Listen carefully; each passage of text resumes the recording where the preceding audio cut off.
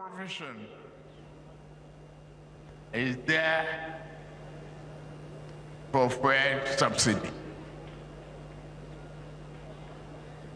The fuel subsidy is gone. On May 29, 2023, President Bola Tinubu announced the end of Nigeria's petrol subsidy regime.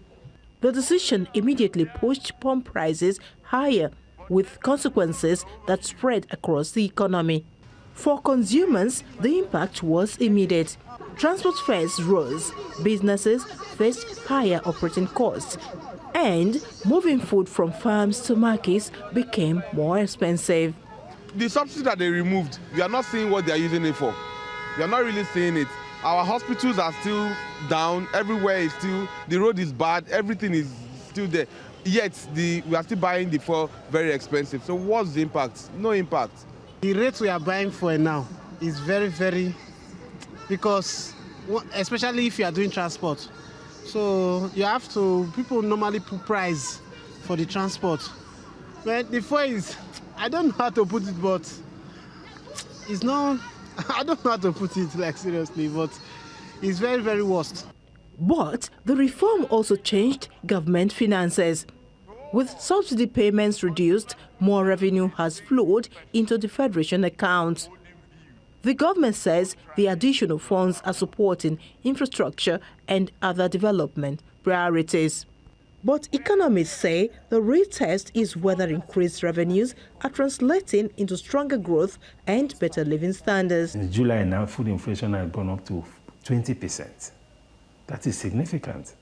Headline inflation is 15%, food inflation is 20%. And when you talk about the vulnerable segments of the society, this is where the pain really is. The cost of food and the cost of transportation and cost of energy products. The economic pain has also become a political fault line. Former Vice President Atiku Abubakar has criticized the policy and proposed a modified subsidy or price stabilization system if elected. The Tinubu administration argues that returning to the old system will recreate the fiscal burden and market distortions that prompted its removal. Some data put consumption in the month of January this year at 60.2 million liters per day. But it also admitted that, there were reduction along the months.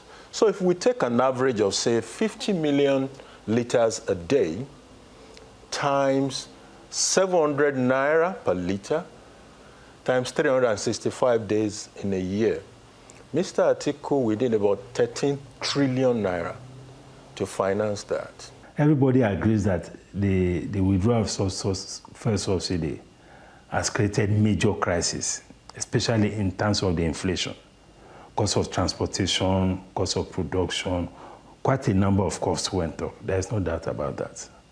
But the way to tackle the issue is not to go back to that terrible regime of a distortionary state, but to look at how we can mitigate the consequences of that reform, the consequences of the fuel removal.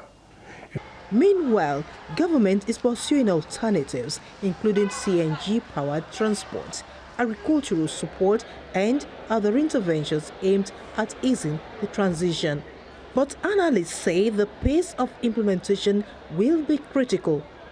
One thing that is difficult to argue is that there have been some macroeconomic benefit that has happened. But the question remains, those macroeconomic benefits, have they percolated down the ladder? And the truth is that they have not significantly done so. For Nigerians, the question is whether the money freed by subsidy removal can translate into lower cost, better public services, and more jobs.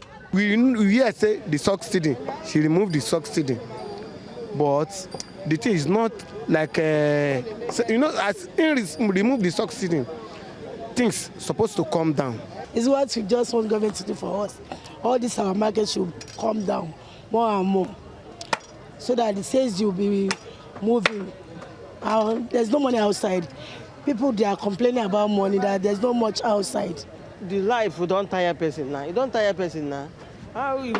Since morning now, how much I don't for my pocket? As the thing costs, you know, grip person sell. If you come today buy 100 naira, tomorrow they will sell you at 300. And if you come here, people where they buy and go still buy them, may they buy them cheap as they buy them before. 3 years on, the reform has changed Nigeria's finances. Whether it has changed Nigeria's lives for the better remains the bigger question. From Lagos for News Central, Love Ikuku Oyedokun.